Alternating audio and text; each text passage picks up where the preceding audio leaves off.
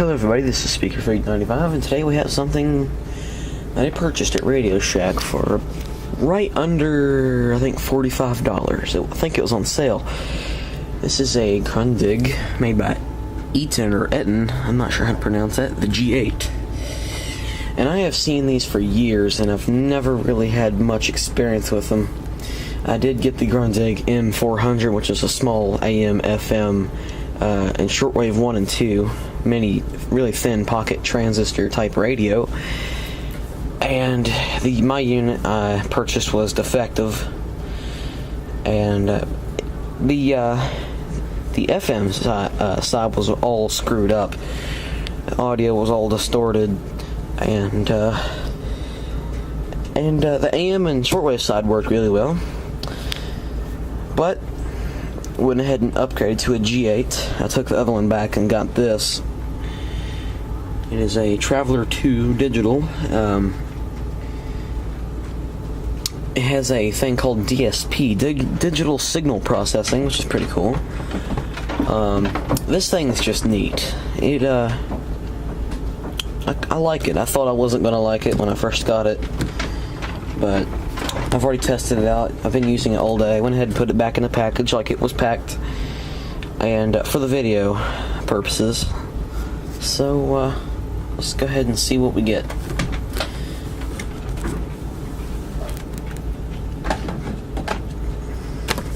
I tell you, these people really care about their boxes.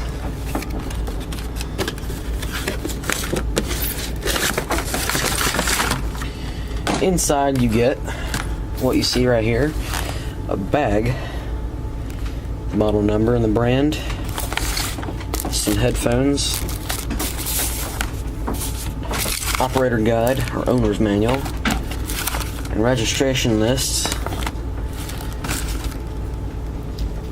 Here's the headphones that are included. They come in a little bag, and to be truthfully honest, any set of earbud headphones like this are always going to be god-awful. I don't throw them away because I have before thrown them away, and really just a bad idea. These are good emergency headphones in case you lose your pair or something, and you got backups. These are very uncomfortable, and the quality is very, well, it's not really bad quality. They're built okay, but what I meant to say is the sound quality is rubbish. It is there's no emphasis on bass. The mid-range is just, it's odd, and the treble is somewhat distant sounding, so they're kinda, and that's pretty much it. We all know what one of these are, a manual. And I've seen this Radio Shack for several years. Maybe not this one, but just this general line of radios. I've seen them, at Radio Shack for, I'd say, the better part of 8 or 9 years now. Not this exact model, but and I just now got one. I'm gonna get the field radio for my birthday. The big, it has a 5-inch speaker, and it's pretty nice, and it's huge too. Basically, here's the front of the radio on the top. Our stereo headphone output, tuning and volume, which is the click type. I like that. It's got a backlight, and there's a way to turn off the beep. I could turn it on, and it's extremely annoying. Hit the power button. The way to turn that off is just simply hit the snooze button for about 3 seconds. Then it says off. And this down here is simply just to show you clock settings and adding channels in the presets. This right here is a big wheel for, see, change it right there. See the top changing. This is 24-hour setting, which basically shows the time.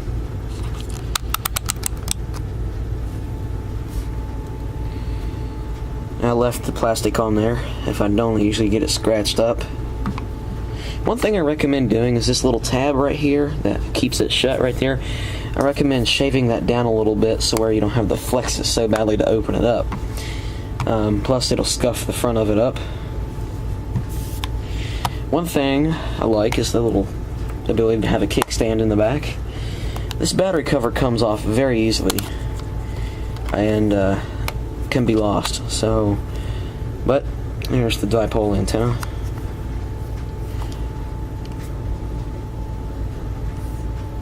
It's a rubbery texture. I like it. I'm gonna go ahead and set the tripod up for another view.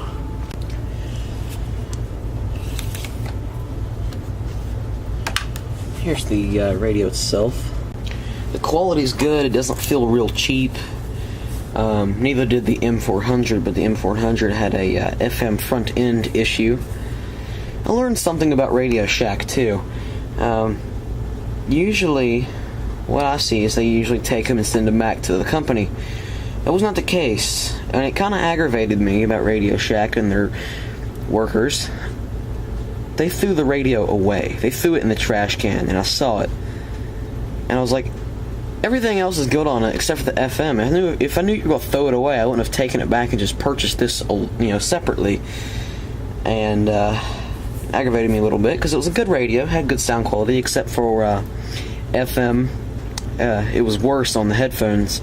Real distorted, overmodulated, just poor design, I think is what it was.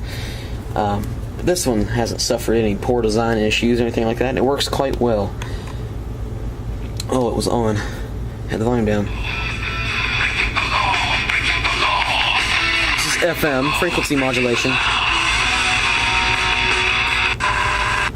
Charleston's classic rock station. WVNP 89.9 Wheeling. Have it on the preset mode.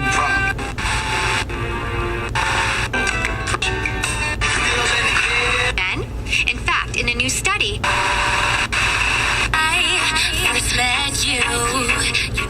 we just got through a really horrible storm, something I haven't seen in years.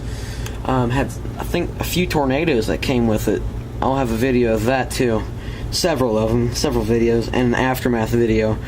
And a lot of the stations you saw were just blank noise, and that's because all the stations, the transmitters got torn down. My favorite station, 100.9 The Mix, is in South Charleston, West Virginia, and they have no power right now. And a lot of people don't have power. Right across the street, less than 400 feet away, there's power outage. So we managed unscathed on the power system, so that's a good thing for us, not for them, of course. And I hope the power gets on.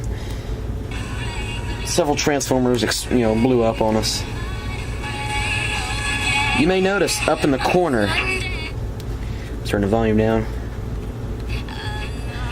If you look up here, there's a level indicator.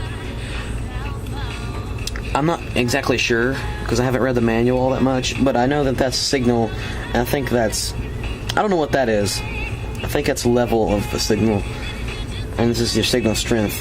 It works on AM and shortwave as well. It also has long wave, medium wave, which is AM. Long wave is not used in the United States or Canada, as far as I know. Backlight. And one cool feature of this, turn that off.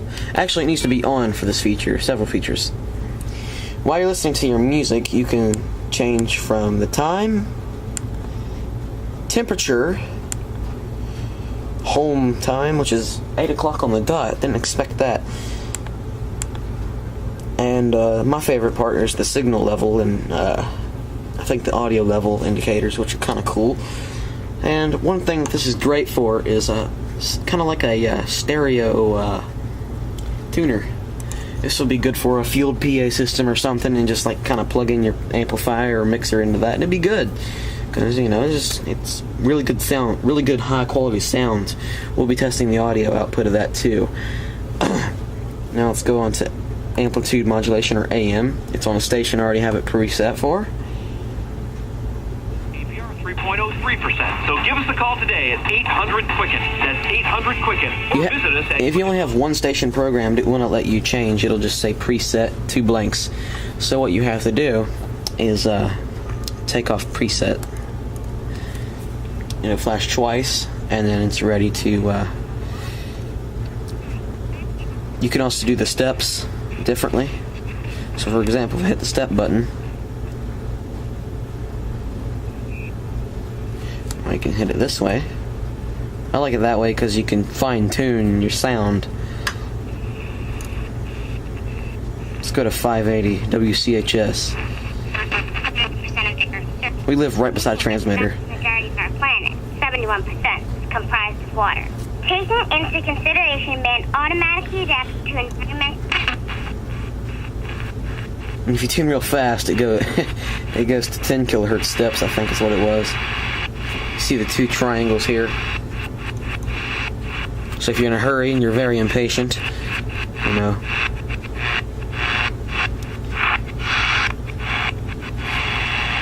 Fresh from his presidential election victory, Enrique Peña Nieto, the candidate of the Institutional Revolutionary Party PRI, has presented his law and order plan of action.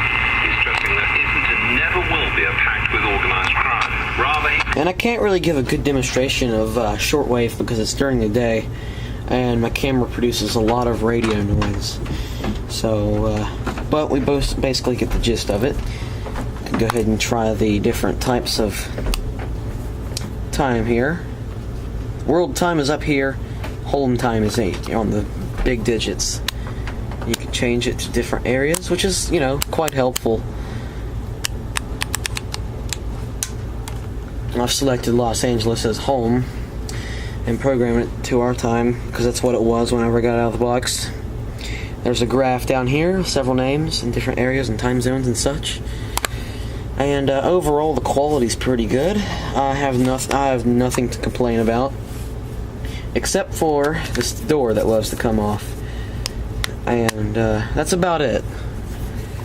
Now let's go ahead and hook up a pair of speakers to it via the output jack here, which is line level, not speaker level, if anyone knows what I mean.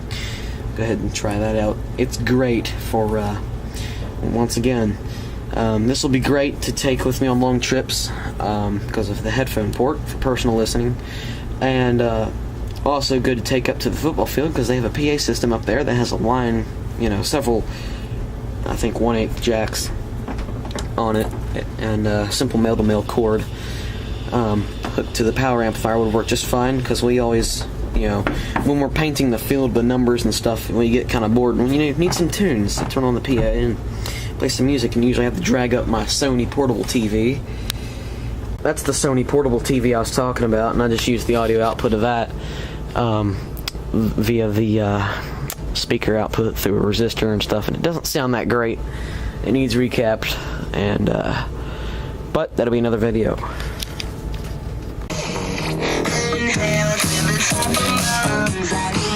See if you can get the stereo separation in the video.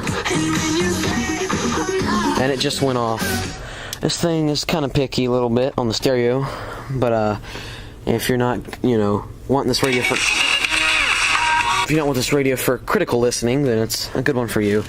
Outdoors stereo is pretty easy to catch. Thanks for watching, everybody. That's the Grundig G8TRAVELER Digital Signal Processing Radio. That's also a Mylar cone speaker in there. Side was all screwed up. The audio was all distorted, and the AM and shortwave side worked really well. But went ahead and upgraded to a G8. I took the other one back and got this. It is a Traveler II Digital. Really had much experience with them.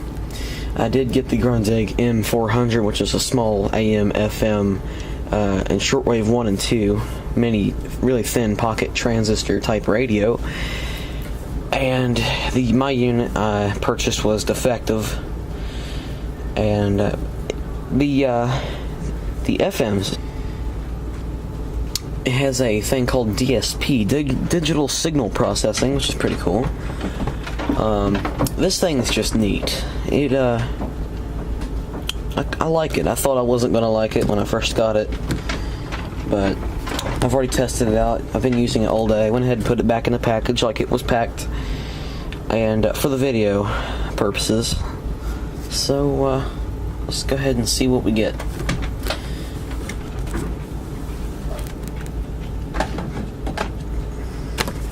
I tell you, these people really care about their boxes.